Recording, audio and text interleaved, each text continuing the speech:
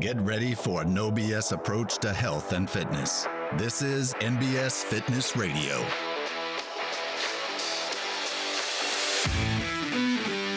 What's up? We are back on NBS Fitness Radio. I am here with Andrew Romeo. Andrew owns Romeo Athletics. And where's Romeo Athletics located? We are located up in Enfield, Connecticut. Awesome. Very cool. So you have a similar story to me. Like you opened up your gym when you were 24. I opened up mine when I was 25. Oh, really? Give us your story. Like, how'd you become a professional meathead? Sure, man. It's funny. I was thinking about this a little bit earlier today. I can remember I've been in gyms my whole life, right? I've been in gyms since I've been a little kid. I was the weirdo that would like go through a department store and like find myself at the fitness section, like staring at free weights and being like, oh man, these things look awesome. I really think it comes from growing up watching like Macho Man and Hulk Hogan and all these dudes or these big jack dudes, watching Rambo or Terminator. And you're like, how do these guys do that? Yeah. But so I got into the gym when I was early, but I can remember probably I was like 15 years old and I was getting a ride home from the gym from my mom and I was leaving and she's giving me a ride. And I was like, someday, Mom, I'm going to own a gym. Like someday. And she kind of gave me that look of like, yeah, okay, whatever, kid. Like, and I was like, someday I'm going to own a gym. And push comes to shove, someday, probably about 10 years after the fact, I opened a gym. That's awesome. What kind of clientele do y'all serve? Like what do y'all do that at your place? Yeah. So we've been around now. So as you said, I opened the gym when I was 24. So we've been around for about 12 years and we've served a pretty wide variety of clients. I've been the strength and conditioning coach for high schools on all of their sports teams. I've done it for specific one-on-one athletes that are in the collegiate setting, beyond the collegiate setting, or in the high school setting. And honestly, my biggest demographic that we serve is the general public. So we're talking 30 to 55. Yeah. And then everything in between. And goals are all wide ranging. It can be from, I want to get a scholarship, I want to go pro, or it could be, hey man, I want to be able to do yard work and not blow up my back. Mm-hmm. So let me ask you this. When you first opened your gym, or how's your clientele shifted? Because similarly, when I was 25 and opened my gym, we were more powerlifter, strength athlete focused, and have kind of over the last 5 years kind of realized we can still serve those people while serving a broader community as well. So how does that shift at all, or did y'all do that? Dude, 100%, man. It was again, you're a kid, right? Like both of us opened a gym when we were kids. And for any 24-year-old out there, yes, you are a kid. I was a hard charging kid where I wanted to get after it and I wanted to compete. At that point, I was really interested in the CrossFit world, but I wanted to compete in every anything, right? I was just a competitive young guy. Yeah. And that's kind of like what we bred in the gym until I realized maybe 5 years in that, hey, this doesn't really make any money and I'm turning a lot of people off by this. Maybe I should change my approach a little bit. And that's where we started coming full circle to being like, oh, you don't want your knees to hurt or your back hurts, rather than calling you a name and telling you to get back under the bar. Maybe I should support you and give you some accessory exercises for that. When did you get with Two Brain? Two Brain, I think I had the initial conversation with Chris in 2018. Okay. I think it was somewhere around there. And I know, so Brian Strumpf was my mentor, and I think I was one of his first clients. I think I want to believe you and I were both one of his first clients. Yeah, that sounds very familiar to me. Very cool. And what did you play sports in high school or college at all? Yeah. So I've been an athlete for forever, right? Since you're old enough to play with a ball, I was playing with a ball, hanging out, playing with a bat. High school, I went through high school. I played soccer. We didn't have a football team. I came from a small school. So football wasn't even an option. Oh, wow. Okay. If you wanted to play football, you had to co-op with a neighboring town. And those were like our rivals too. So it's like, hey, if you want to go play for those guys, you can play. So soccer was our game. So soccer, I skied, I downhill and cross country skied. I raced in both of them. And I was pretty good at those. Those are probably my best sports. I could have gone to a D1 school for skiing. And then I played baseball, and baseball was the sport that I loved. And I played baseball spring, summer.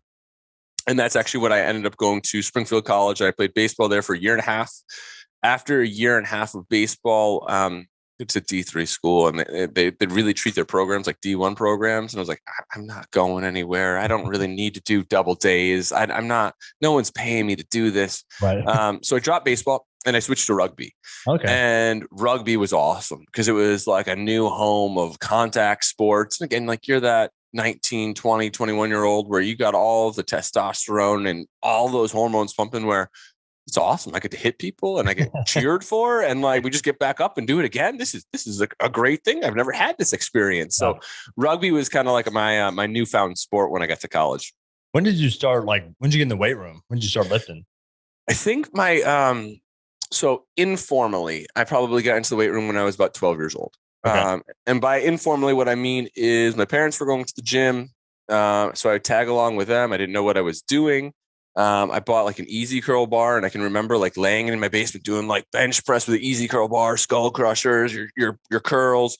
But like a true strength and conditioning program was my freshman year at Springfield. The baseball team had a strength and conditioning program. We had our weight room time, and that's where I got introduced to power cleans and squatting and pulling. And I mean, before that, college, being a skier, they had us doing a lot of plyometric work. So we were doing a lot of hill bounding and sprinting and that type of thing. And they didn't put us in the weight room. I don't think I had knowledgeable enough coaches to have me squat and have me pull, so that they played to what they were good at, did the best they could do. Probably is why I was so focused on strength work later on, to kind of compensate for the years where I didn't have it. Yeah. What would you play in baseball? I was third. I played third base. Very cool. The hot corner, man. Got balls ripped at you all day. Very cool. I was a catcher. Oh, well, so you're way more action than me. It was it was like my dad was like, you get to do something every play. I was like, okay, sounds good. You do. Funny side story was so I had to wear glasses growing up. I didn't realize I had to wear glasses until I was in like 7th grade. And my dad was driving behind a car, and he was like, hey, look at that license plate. And I was like, I have no idea what that says. He's like, you can't read that? I was like, nope. So he's like, tell me when you can read it. It's just like right on their bumper. It's like, I still can't read that. And really? So I didn't realize like I was playing baseball as a catcher, and like I just would Dude, go, that's nuts. like, the ball shows up like a foot in front of you. Like, oh man, this is the hardest thing I've ever done. It was like a general blur, and then I could see it. That's how I was a catcher in baseball. And then they gave me glasses. I was like, whoa. Wow. This is what it's like. Oh man, this is awesome. This is a way easier game than I thought it was. I thought batting was the hardest thing in the world. This is really hard to pick up these balls. So, you hear those stories of like the Ted Williams as being like, you got to read the seams. You're like, what seams are you talking about, man? I can't even see the thing. I was like, it's like I just see when it's a foot in front of my face. That's what I see it. So yeah, that is tough. Funny side story. Did you compete like after school? Or after you got out of rugby or whatever, did you compete in any like iron sports or any of that kind of stuff? Sure. Yeah, I absolutely did. So right around 2010, I found a weightlifting coach, Olympic weightlifting coach. Cool. His name's Gary Valentine. Gary and I are still good buddies. He was a mentor of mine for a very long time. He runs Connecticut weightlifting, the LWC. So he pretty much hosted before COVID all of the weightlifting meets in Connecticut. And for a while, it was all of New England.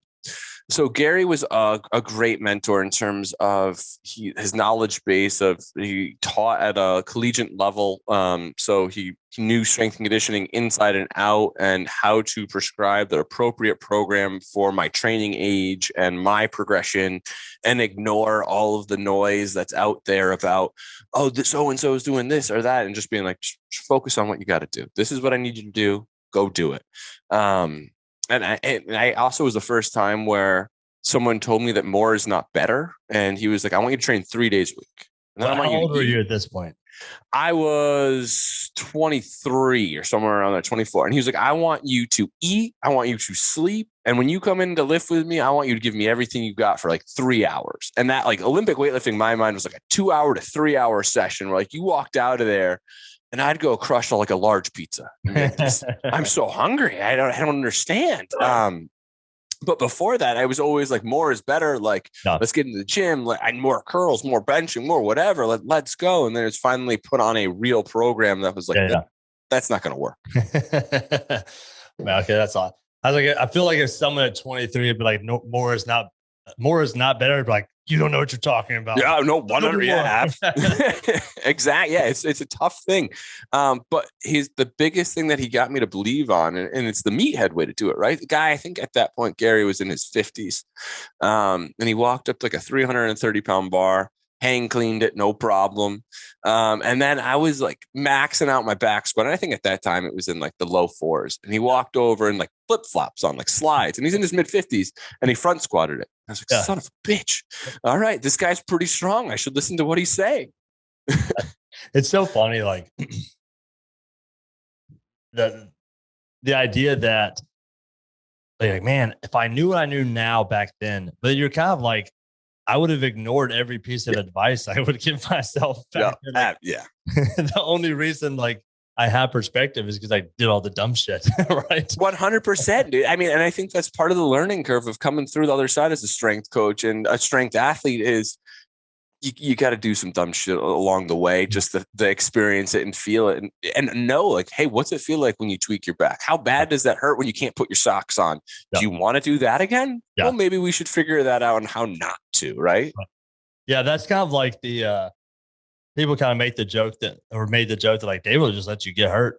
It's like, I'm gonna put the bug in your ear that what you're doing is a bad idea, but I'm gonna let you do it. Because like, I'm not going to like force you to not do. If you're like, I think I'm going to do this, probably a bad idea. This is probably what's going to happen. Then when it does happen, you're actually more likely to go, all right, you were right. Now what? Yep. No, 100%. I mean, it's again, like giving yourself advice when you're younger, giving young go hard kids in the gym advice. They'll listen to a certain extent, but they want to put more on that bar. You know that they're like, so why can't I max out every single day? What do you mean that's not the right way to train? Maxing out every day, maybe when you are 18 is going to work. But when you get older, man, that shit's not going to work at all. Right. Yeah. Yeah. Once you actually get strong, you can't do that anymore. No, maybe once a year.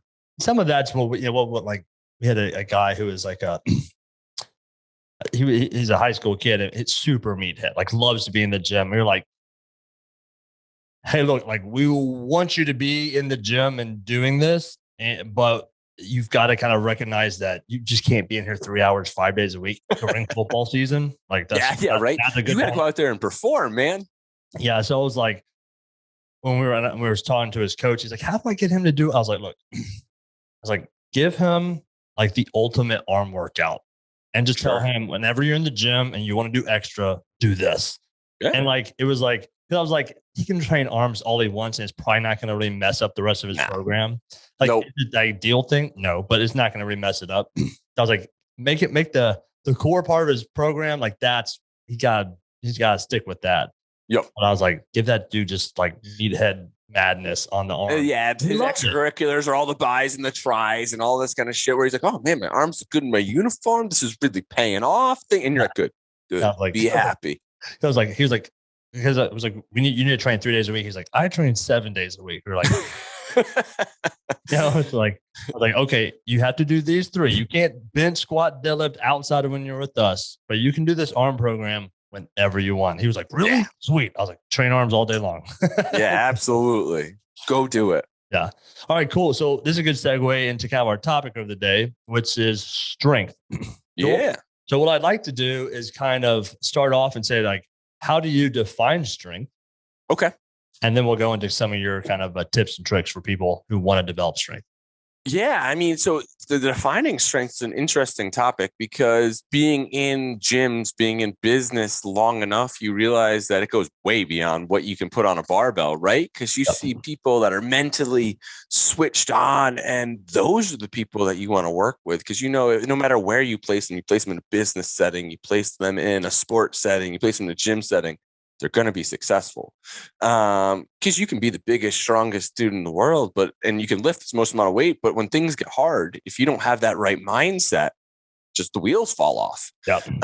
So to define strength, yes, there's a physical quality of strength. And I think that physical aspect is forever changing. Because I mean, as both you and I know, right now there's an 18-year-old out there that's warming up with my max, and that's okay.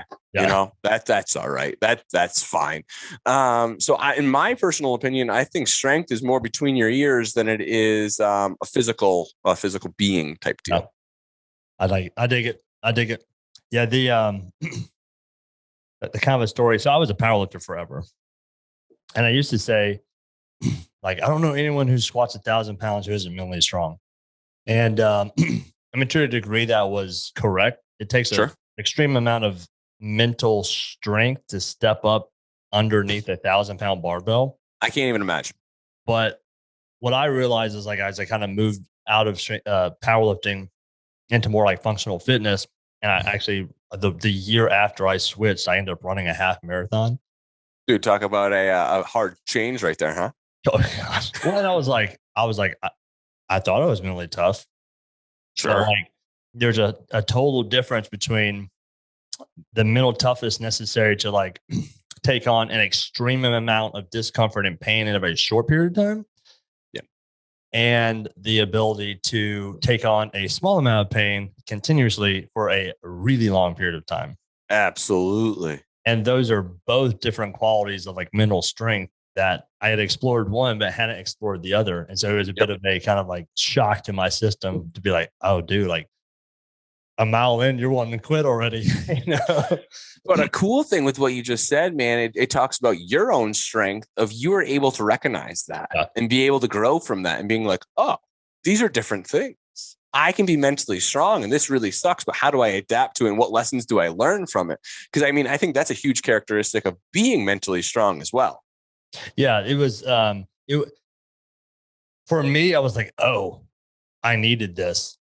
I had been so wrapped up in doing it one way forever that I had failed to kind of recognize my own weaknesses. Yeah. And so I only spent time doing things I was really good at. And I been exposed to stuff I wasn't good at. And so I was like, oh, okay. You know, that was good for me because being in that discomfort causes growth, right? Yep. So you either 100%. you can either just quit or you can deal with it, and on the backside you're going to be better for it. So it was a good opportunity for me to kind of recognize, oh, here's an area of mental strength that you haven't developed in a long time, and you need to. So yeah, I mean, no matter what, Dave, you're a big dude, so running a half marathon is never going to be a walk in the park for you. It was well, I'll tell you another cool story. So, like, I remember the whole way it worked was like I want to say it was like February of that year, I like stopped powerlifting and I switched over to doing CrossFit and got my ass handed to me. Sure.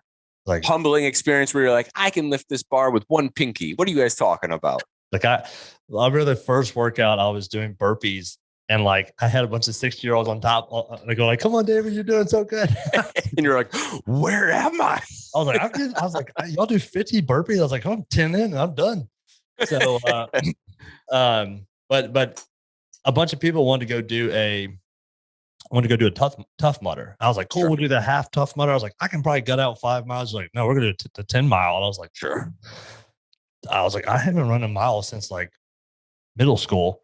Right. What is that called? The presidential achievement test or whatever it was back in the day. Run your mile. So I was like, okay, well, I was like, I got to train for this. Otherwise I'm going to die. So I got trained for it. I died. And then they were like, well, you ran 10 miles. You might as well just keep training and do the half marathon at the end of the year, which is 13 miles. I was like, very nice. Okay, fine. Kept training, did the half marathon and died. And like, I remember the last mile, I got passed by a guy in a T-Rex, like the big blow up T-Rex costume. You're like, what is this? I was like, are you serious? Damn it. Like this freaking T-Rex is passing me. But dude, what a good way to humble yourself, right? You talk about the numbers you're talking about that you did in powerlifting, unbelievable numbers, one of the best in the world ever. And then you're like, this guy just outran me in a half marathon in a T-Rex outfit. Like, what in the world? Like, oh, I'm not that fit. Okay, now I know. But so we did that. And I think I did it in like 2:15, something like that, 2:20, something on there. But then like That's 2 still a weeks. good time too. Yeah, I mean, I was happy with it. I was like, okay. Yeah, absolutely. 2 or 3 weekends ago, like out of the blue, I just asked somebody, I was like, hey, who wants to go do a ruck march? Okay. And the goal was we were going to do a lap around this lake with 25 pounds. Then every lap we'd add a 10-pound plate, and we would do 4 laps. So you do 25, 35, 45, 55. Then every 13 minutes, you would do 9 push-ups, 11 squats. So it was kind of like a 9/11 tribute, right? Okay, I was going to ask if these numbers had any semblance. 13 was like the number of soldiers who got killed when they were evacuating Afghanistan. Okay. The 9/11. Okay, gotcha. And then I Googled how far around is Patriot Lake, was the name of the lake. And it was 1.67. But the lake is not called Patriot Lake anymore. They redid it, and it's longer now, and now it's called Hyde Lake. So Patriot Lake is 1.67. Hyde Lake is like 2.4 or something. Oh, like man. So you added almost an extra mile on a lap. Yeah. So it was, I was like, in my head, I was like, it's probably going to be like, whatever that was, 6 point something miles. And I was like, okay. And the rule was if you hadn't started your third lap by 90 minutes, you had to just go 15 minutes out, 15 minutes back. So you're at the finish. Caught it. So you had to finish it within 2 hours. So we get going. We walk the first 13 minutes. And then me and this other guy are like, hey, y'all want to pick it up a little bit and run some? And so 3 of us ran. So we ran the rest of the lap 1, all of lap 2, almost all of lap 3. Then I was like, wow, I can't run anymore. I got to walk. Yeah, I'm assuming your legs are smoked. Yeah, we walked most of lap 4. And of course, now we're at like 55 pounds.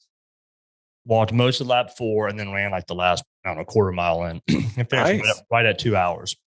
But it ended up being about 9.4 miles. Wow. And the thing that was like, the thing that kind of clicked with me at the very end, again, going in, I didn't know it was going to be 9.4 miles. I thought it was going to be 6. And like in my head, I was like, I probably got out 6. Yeah.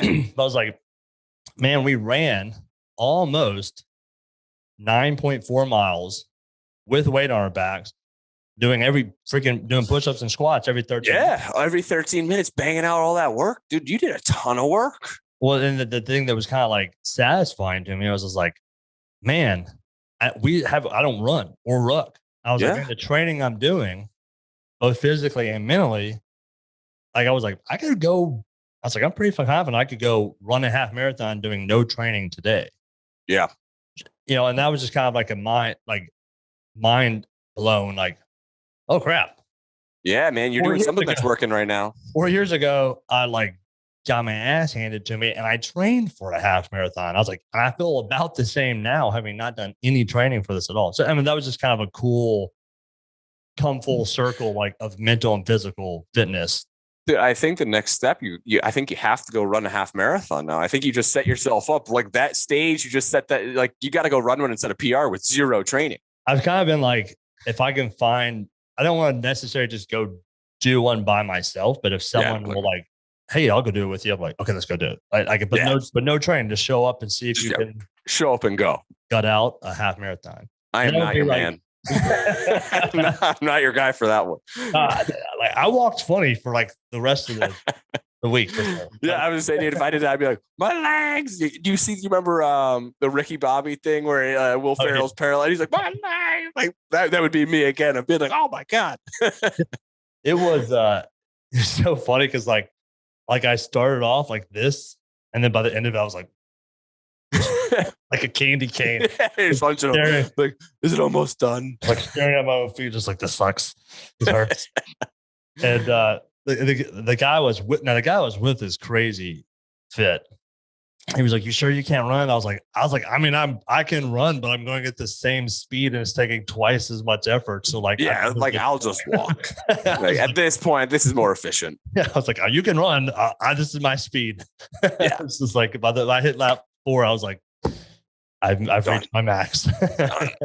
Dude, I just finished the book Comfort Crisis. I don't know if you've read it, but dude, yeah, yes.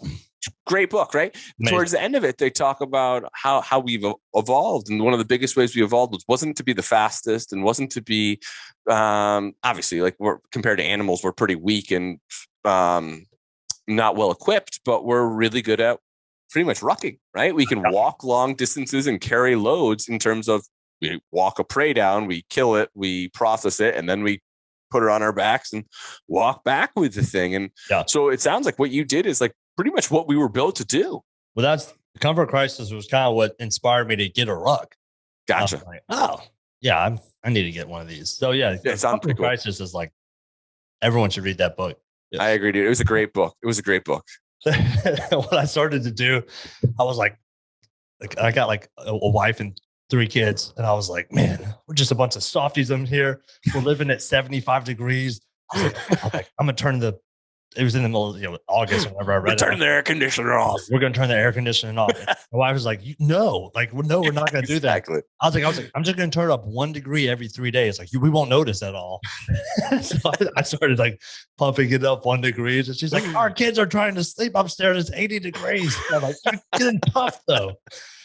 That's hilarious. You're right. They're toughening up, and you're like, dude, that would not fly in my house. That's why I have the same thing. I have a wife and 3 kids, and if I decided to like throw the air conditioning out in the middle of the summer, I think they would kick me out and go back to the gym. And then like, you go live at the gym where there's no air conditioning, because we're not doing that here. Well, I noticed that like I would think it's at 78, and my wife would like. Okay, fine. I'll play this game. 73. Exactly. It's actually colder than normal just because you tried that little chunk. I was like, man, I should have slept good last night. What happened? She's like, yeah, I didn't have the AC off. Yeah. We also turned on the cooler pad that's underneath our mattress where we have water, because we are that soft. Yeah. That happens in my house as well. I was like, I have to go do the ruck to balance it out. Absolutely, man. That was awesome. All right. So so someone comes to you and they're like, Andrew, I need to get stronger for life, for sports, for performance. What do I need to do? Sure. The first thing they need to do is have a conversation with me. We need to talk about, hey, what's your training age look like? What are we doing? Where are we meeting you at? So my advice to any coach or athlete is to find someone. So find a coach, or if you are a coach, find the information you need about an athlete to recognize what's their training age and what type of program do they need to be on. So if they're a novice athlete, talk about linear progressions. Can you expand on training age? Because I think sure, absolutely. So training age. How long have you been lifting weights? How long have you been doing this type of physical activity? What's that look like? You could be a 40-year-old person, but never been in the weight room before, so your training age is 0. Yeah. Or you could be a 20-year-old that, like me, that's been in a weight room since you've been 12, and your training age is 8. Yeah. I'd probably pull that down a little bit because the initial years aren't real training. But you know what I mean? Like, how long have you been on a legitimate training program? Yeah. And an easy kind of filter I use is, have you ever completed a linear progression? Okay. If you say no, guess what? You're a novice. Yeah, exactly. What's a linear progression? Okay, cool. That's fine. No big deal. And I don't care what linear progression, if it's Wendler's 5-3-1, if it's power athletes, bedrock, or if it's whatever, if it's just a coach that built you a linear progression. Yeah. If you're a novice athlete, go through it and tap out every little bit of strength that you can get out of that program. Or if you are an advanced athlete, you're like, yeah, man, I've been training for 8 years. I'm graduating college. I'm trying to get into the league for football. Okay, well, we need to have a training program that meets where you're at. And then we start talking about periodization, and also start talking about training principles. So again, if you're an athlete out there, what training principles does your coach abide by? Are they looking at overload and accommodation and the SAID principle and all of these things? Or are they just kind of flying by the seat of their pants and pulling out a small off squat program that wasn't designed for you at all? Like finding someone who's actually knowledgeable is really, really important for your success. And right now, our industry is so easy for people to get into with so little knowledge. It makes finding a good coach more difficult. Yeah. I think people don't quite realize the importance of actually having some type of plan in place. Yeah, have a real plan.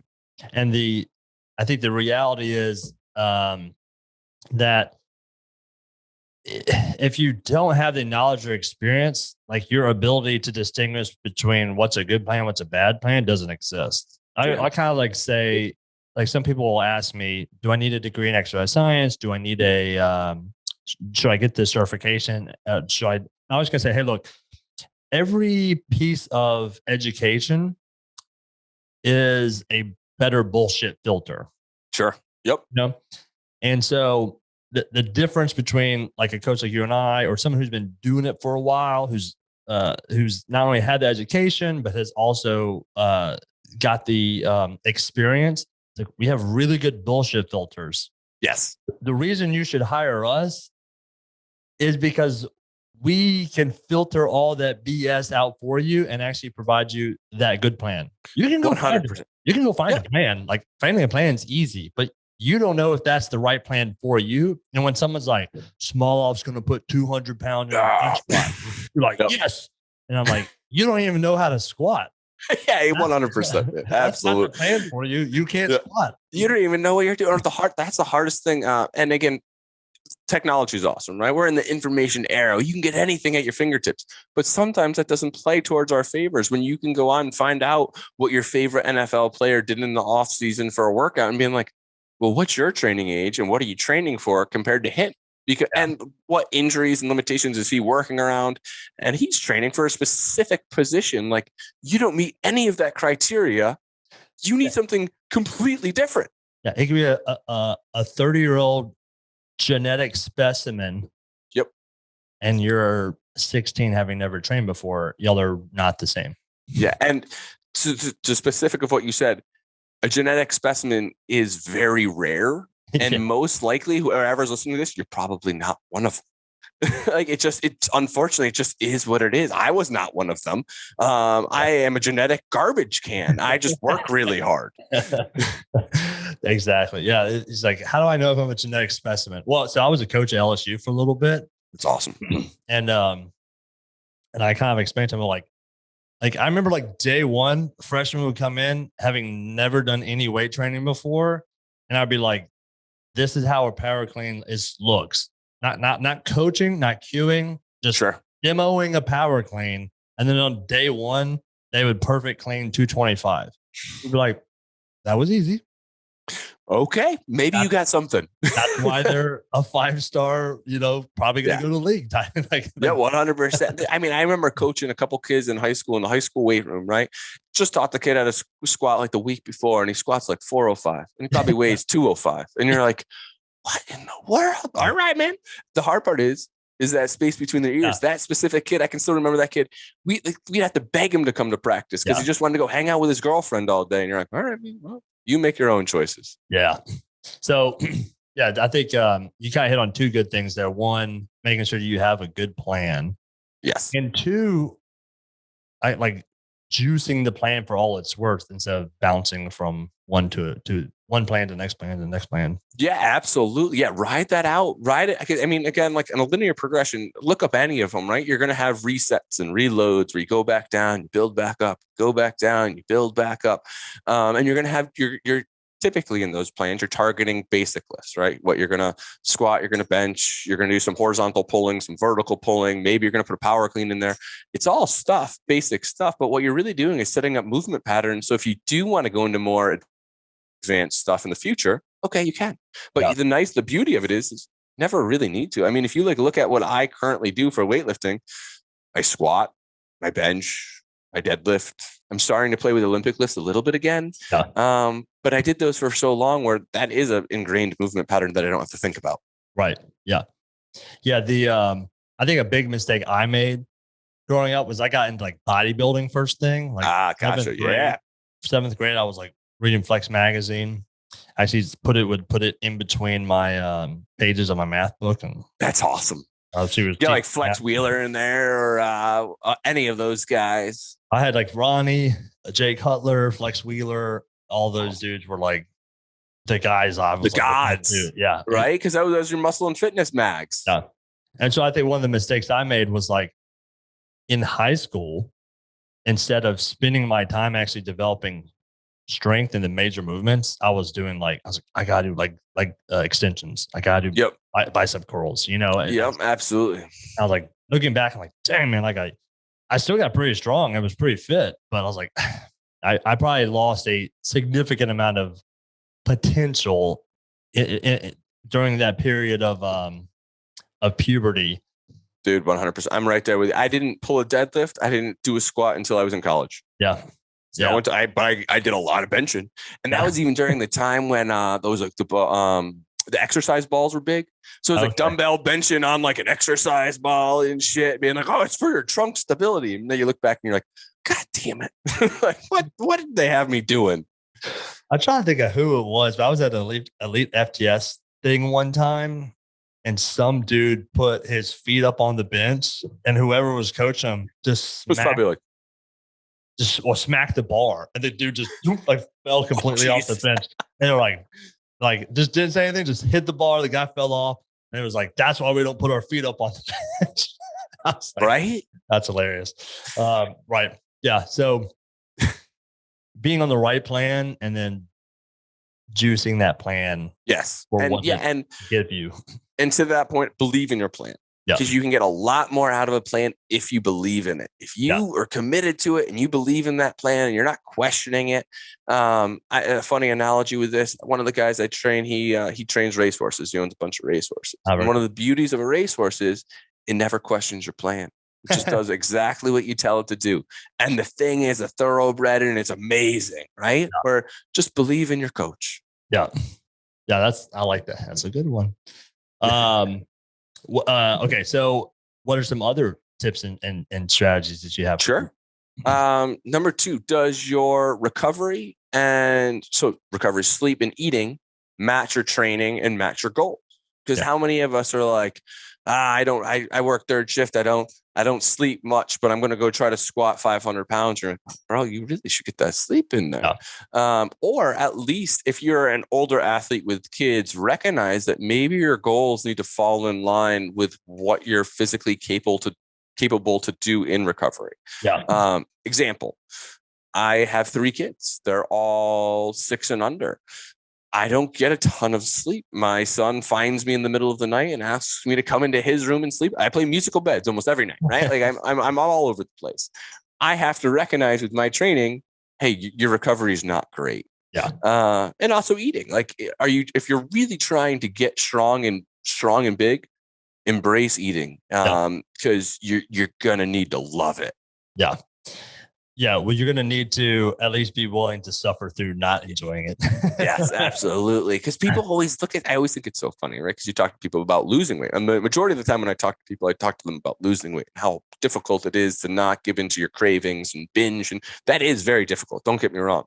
But it's also really difficult to strategically gain weight and force feed yourself calories when you don't want them.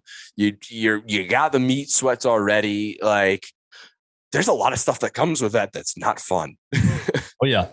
Now, I would say the vast majority of my like athletic career or training career has been me trying to gain weight and force feeding myself. And it has been, I've dieted for 2 bodybuilding competitions. I could tell you it's way harder to try to put on 50 pounds than it is to try to lose 50 pounds. Dude, I mean, the amount of calories you need to gain that 50 pounds and like, yeah, when I did it, I went up from like 170 to like 225. So that's right there is 55-pound weight. And I did it probably over like 3 or 4 year span. I didn't do it the cleanest way in the world. I went to Five Guys and I was smashing cheeseburgers left and right and pizzas and whatever, because calories are calories. And how much steak and ground beef can I eat before you're tapped out? Yeah, there's been times like when it's like sitting over your meal, just like, I can't eat this rice and chicken breast anymore. I hate this thing. It sucks. Absolutely. And then, I mean, the other side of that is the bathroom side of that too, where people don't say, hey, man, you go force feed yourself junk food for a while and see what happens. Like, that shit's not fun. Like, some of it's fun, but not everything. Like, it's fun. It's fun to have a cheat meal when you're entire life has not been cheat meals. Yes, 100%. And again, like when you can enjoy it and you're not like, the next one of these, I got to get ready to eat this again. Just for the most part, if you're trying to get bigger, you're trying to gain weight, you're not going to be super lean when you do it, unless you're one of the genetic outliers, right? You're one of those genetic outliers that can keep a 5% body fat for your whole life and get great. Good on you. Yeah. Most of the time, those guys are doing drugs, because the only way you get really big and stay really lean, well, you're probably doing some extracurricular activities that you're not going to want to talk about. Yeah, 1,000%. I was not someone who could be big and lean. Yeah, either was I. That's why I only got up to 225, 230, because I didn't go that other direction. And I'm 6 feet tall. And I know you were way bigger than me, Dave, but you're limited at a certain extent, right? Your genetic potential stops you. You have this like internal governor. Dude, I got to 285 and I was like, I was like, this is so miserable. My body was falling apart. I was like, dude, what the hell are you doing? Yeah, I couldn't imagine. It was so terrible. I have a couple of, I don't know if I've shared this before, but I have a couple of funny eating stories for everyone who's like, I want to be strong, and they're like, don't want to eat. I'll give you some examples of what it is. So when I was in high school, I would eat 6 eggs, 2 packets of oatmeal, a glass of orange juice, and a glass of whole milk every morning. That was my morning breakfast. And so I ate it one morning. I went upstairs, I brushed my teeth and gagged myself and threw it all up. Oh, and I was like, oh, I had to go back downstairs, cook it again and eat it. I showed up like 15 minutes late to my first class. Oh, man. Dude, that is dedication right there, especially at that age of a high schooler to eat. Eat all of that food every morning. That's huge dedication. But to then take it to that next level, throw it up, and then be like, fuck it, got to go eat it again. That's amazing. What was more important to me was being big and jacked, not chemistry class.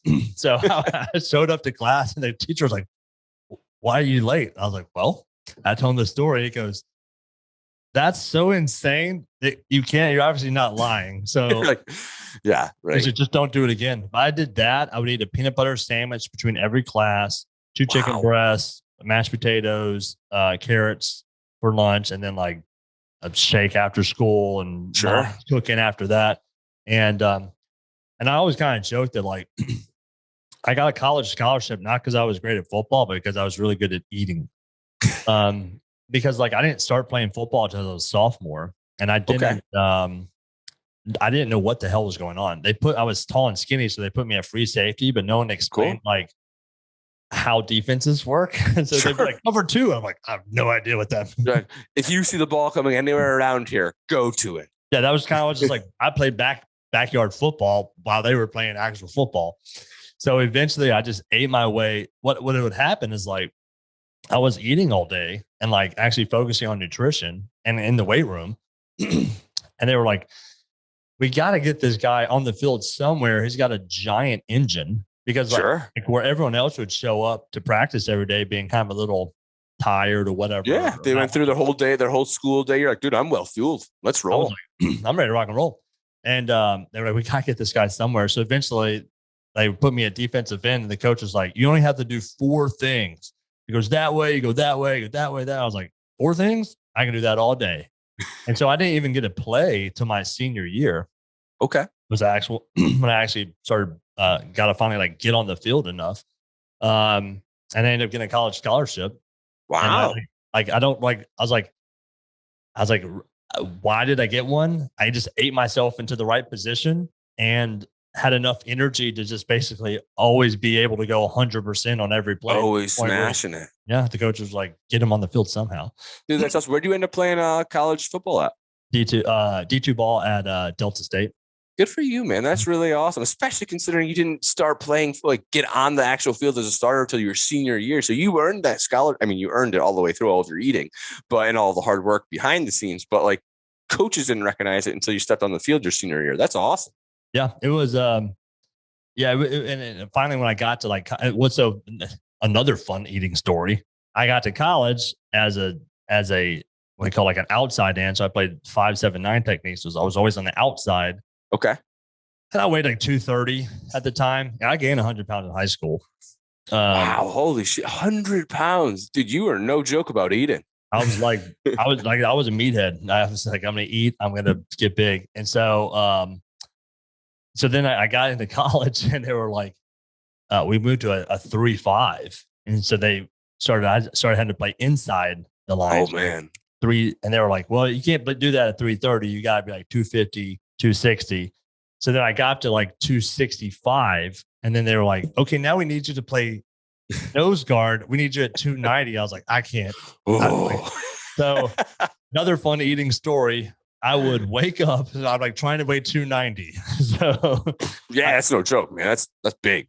That's like 150 pounds in whatever 6 years at this point. Yeah. So I used to wake up and like when breakfast was started, like at the cafeteria, I'd wake up and go eat first breakfast, go to class, come back, eat second breakfast, go to class, eat first lunch, go to class, come back, do second lunch, go to football practice. After football practice, I would go to the cafeteria. I'd eat first dinner. Then I'd go, which was like 5, I think. And then the cafeteria would close at like 7. So I'd like run in there at 6:50, eat real quick, take a plate with me back to my, at my dorm room, eat second dinner.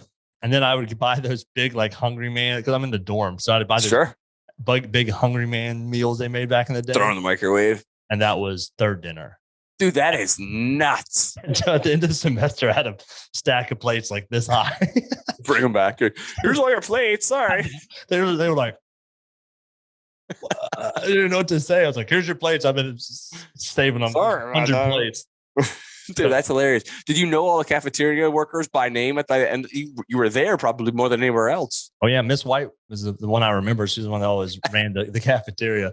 I had no delay on that either. Like, yeah, of course. Miss White. I mean, she was the best.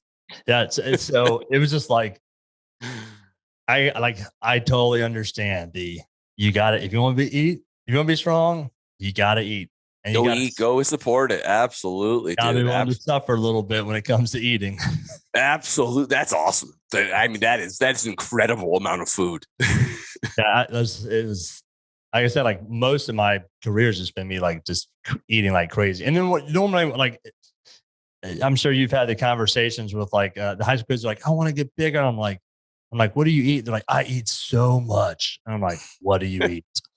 They go, well, I skip breakfast and then I have like a sandwich and chips at lunch and then I get Taco Bell after school. And I'm like, you don't eat. Yeah, 100%. I gave the recommendation while I was there working with their football team, the easiest recommendation to get them to gain weight. I was like, every single person here needs to start drinking a half gallon of milk a day. I don't care who you are. Go to the store, get your gallon of milk, drink half of it every day. Like, that's where we're going to start. This is our caloric surplus that we're starting with. Yeah. Yeah, here we go. Hopefully you guys do well with dairy, because if you don't, you're gonna have some more GI issues than you care about. But here we go. We've got a kid who's he's got a metabolism like crazy, and so I was like, you have to eat a jar of peanut butter every week.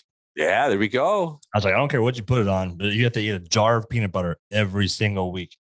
I was like, and label it as your name's Jar. Just like, dude, that is awesome. That was one of the things that I think Rich Froning actually did a really good job of showing people they need to eat more calories when he came out, because I think he was getting his master's for some strength and conditioning thing, right? All I really remember about it was he mixed a jar of peanut butter and a jar of jelly in a Tupperware jar, mixed it together, and just ate it all day. And I was like, that's brilliant. And I started doing the same thing because I was like, man, what an easy way to get carbs and fat and a little bit of protein, but like just pure calories. And just, I did that for the long, and it just tastes like a peanut butter and jelly. You didn't even notice the bread's not there. Yeah. That's awesome. Yeah. It's always fun to like hear everyone's like tricks for like getting in the extra calories. And then of course, anyone who's like struggles with weight loss is just like, fuck you, dudes. Yeah. So why are you trying to do that for me? I don't know. When I want to lose weight, I just stop eating. Like, and not that I'm not anorexic, but I don't eat as much. Yeah, for sure. So yeah, you obviously, like you're saying, you have to have recovery that matches your training. Yes. Absolutely. There's a common phrase that says there's no such thing as overtraining, just under recovering. Yes. Yeah. any other tips and tricks? Sure. What I was going to say? Oh, so embrace the process. So as what you were talking about with what we were just talking about with eating, you clearly embrace the process of fueling yourself. And that's why you were successful with it. And that's why you gained so much weight. But in the weight room, if you want to be strong, you got to embrace sucking. Like, yeah, you're not going to be the strongest person pretty much ever and if you are, you got to go find another gym to go lift at where you're not the strongest person again. Right. And a lot of the stuff that you're going to do is monotonous. And it's not the most exciting thing in the world. And you're not going to want to do it some days. Some days you're not going to want a barbell on your back, or you're not going to want to pick something up from the floor. But guess what? Just embrace the process. John Wellborn talks about you either have a shovel or a spoon, but as long as you're moving the dirt, you're doing the right thing. And I completely embrace that. Yeah, every day is not going to be great. Some days are going to be great. Some days are going to be real bad. But you know what? As long as you're out there doing something, keep doing it. And I think that's the one that probably has the most life lessons that come from it, is embracing the process. Talk about owning a gym, embracing the process of slowly growing year after year, gaining momentum, having good days, having bad days, or whatever your job might be. Like that goes across the board.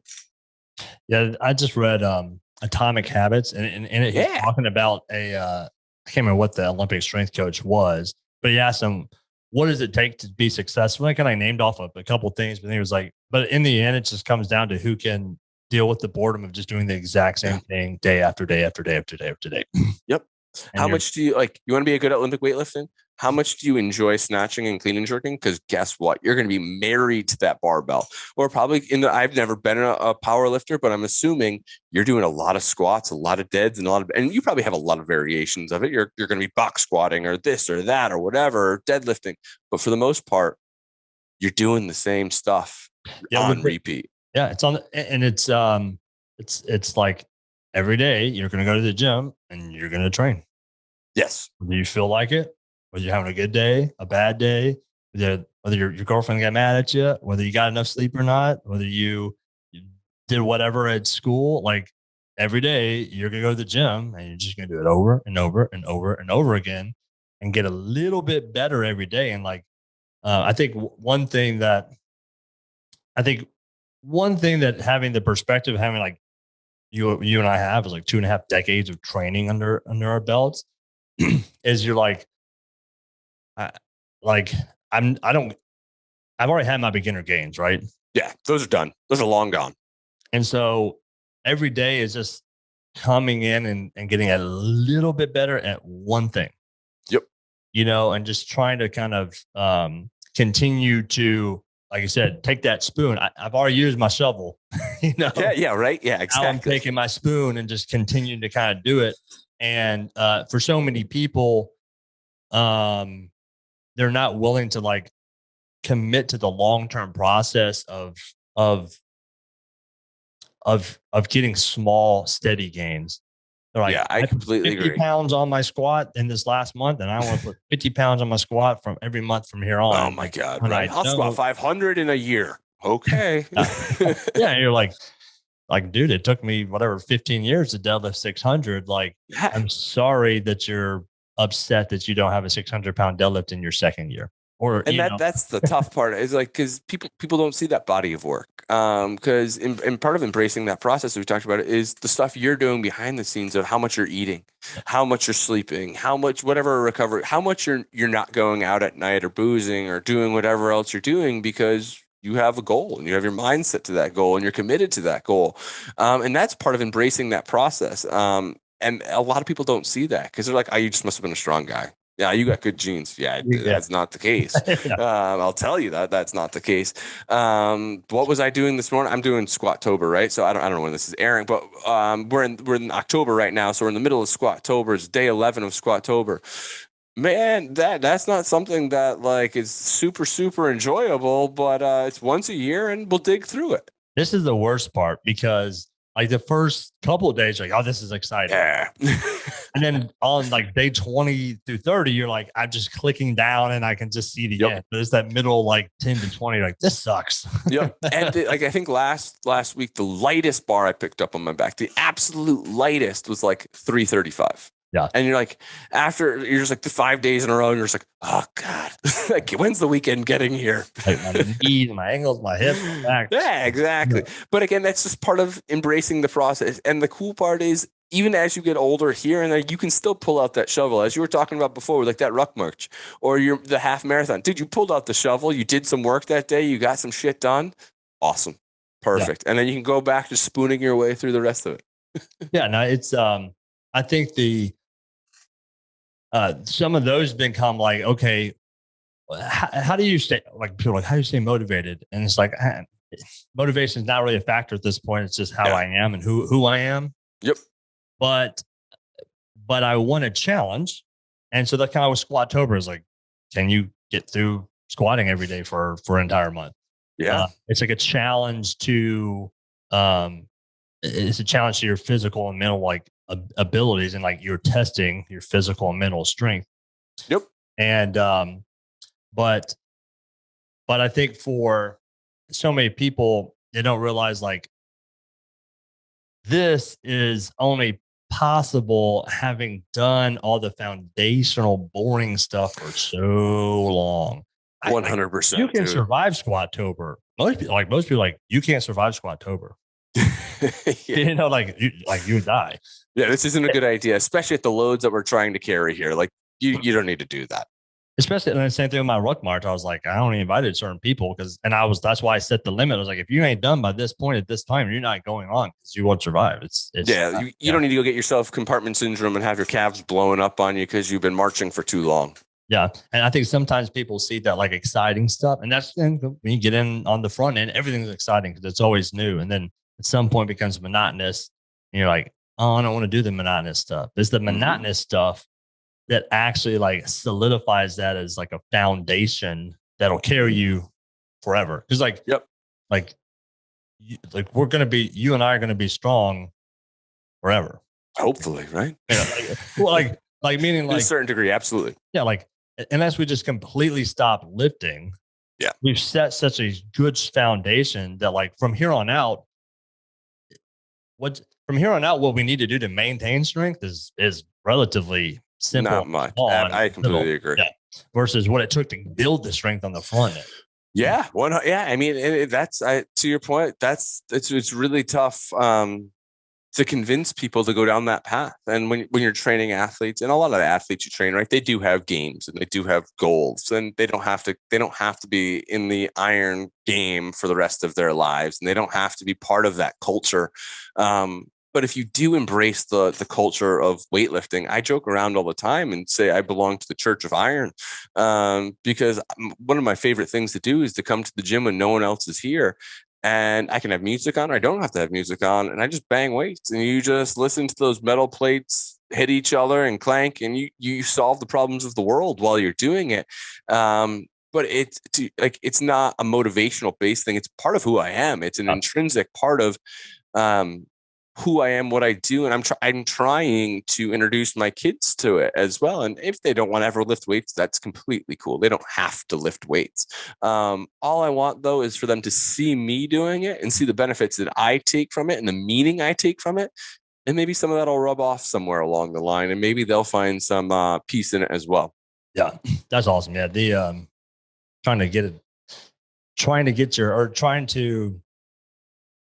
get your kids to appreciate the positive effects that the weight room will have on their lives. Absolutely. The value of hard work. Yeah. Without being pushy is a tough one.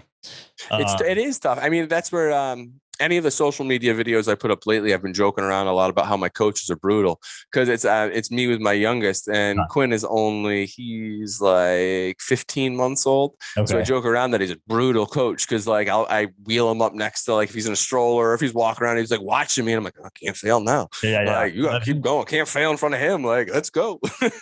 Yeah. Well, the after we did like the ruck march, I was talking to my wife and kind of like trying to like consider why do these types of things, you know? Yep. And I was like, I don't want to be the type of person who's unwilling or unable to do hard things. Hell yeah. And that's kind of the way. And I was like, I want my kids to see me do difficult things and get through them so that the words that I say to them match up, so that I can say words that match up to my actions. If that makes sense. Absolutely. Don't just say something, live it, embrace it, be part of it. Yeah. And what I don't want to happen is me to be like, I have a thing where I say, I had no fat coaches. Sure. Because one of my like pet peeves is like an overweight coach screaming at athletes to put in effort. And I was just like, what are you doing? You ain't out here sweating. Like the coaches that I look, you might be sweating, but you're not.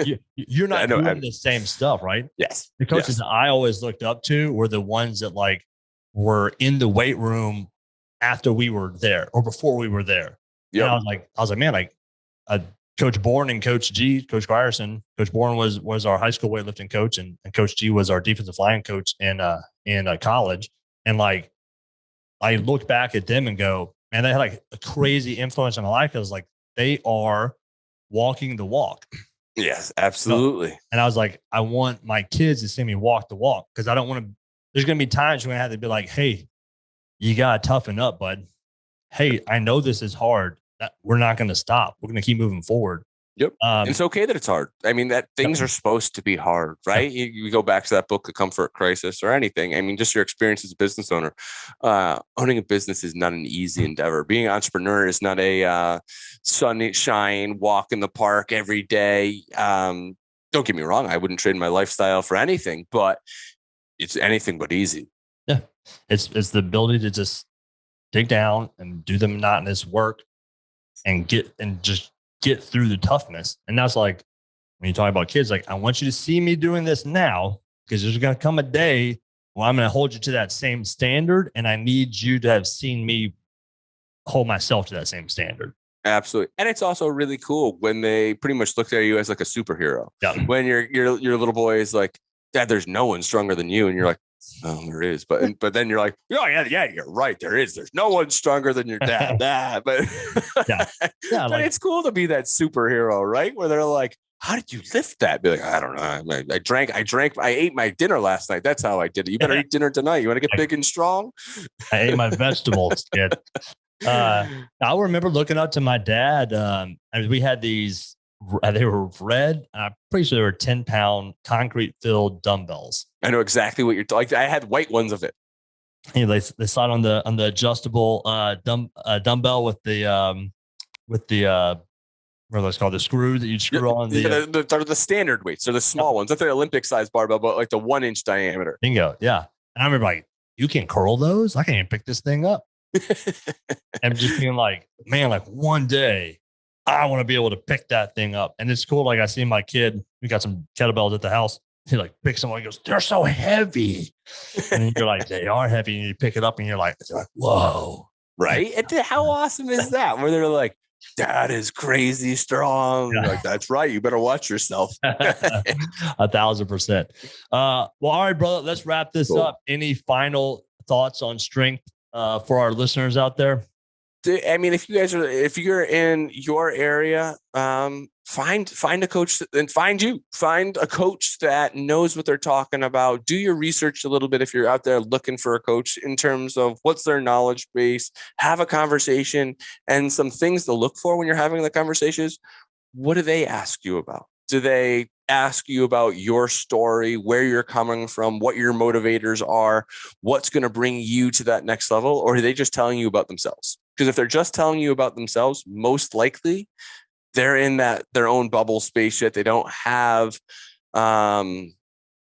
much foresight into what you're going to need. They're just thinking, I know what's going on. This is what you need. Find someone who's going to listen to you. Find someone that's going to help you with what you need, not what they think you need. That'd be my advice. Love it. And then tell us kind of what your tags are so that people can follow you and check out Romeo Athletics. Yeah. So if you guys are looking to find my website, it's romeoathletics.fitness. Instagram handle is Romeo Athletics, or my personal one is romeo.a.j. If you guys want to ever find me, shoot me an email. It's just andrew@romeoathletics.fitness. I'm happy to talk to anybody or anyone about strength. It's probably my favorite topic. So I'm glad that we got to jam on it today. Rock and roll. All right, brother. Thanks for coming on MBS. Hell yeah, man. Thank you for having me. I really appreciate it. It was an honor. Rock and roll. MBS Fitness Radio out.